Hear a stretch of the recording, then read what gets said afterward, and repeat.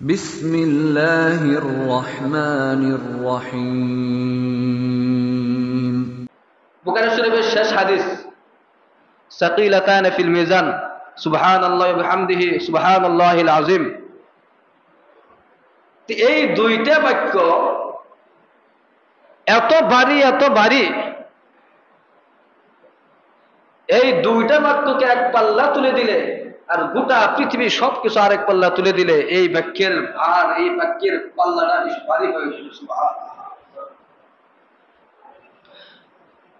তিরমিজি শরীফের হাদিসের মধ্যে রাসূলুল্লাহ ইরশাদ করেন, সুবহানাল্লাহি ওয়াল হামদুলিল্লাহ তামলাআনি ওয়া তামলাউ মা বাইনাস সামাই ওয়াল আরদ। মিজানের পাল্লাকে ভারী করে দিবে সুবহানাল্লাহ, আলহামদুলিল্লাহ, ওয়া তামলাউ মা বাইনাস সামাই ওয়াল আরদ, এবং আসমান জমিনের মধ্যে যতটুকু ফাঁকা জায়গা রয়েছে ততটুকু ফাঁকা জায়গা আল্লাহ তাআলা নেকির মাধ্যমে পরিপূর্ণ করে দিবে। সুবহানাল্লাহ। অতরাম হাজিরিন, তাহলে রমজান আমাদেরকে আরেকটি শিক্ষা দিয়ে গেছে, বেশি বেশি আল্লাহর জিকির করা।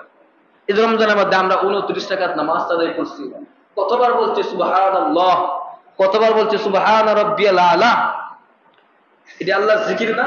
হ্যাঁ, এটাও আল্লাহর জিকির। আমরা মনে করি তাসবিহ, তাসবিহ মানেই তো জিকির।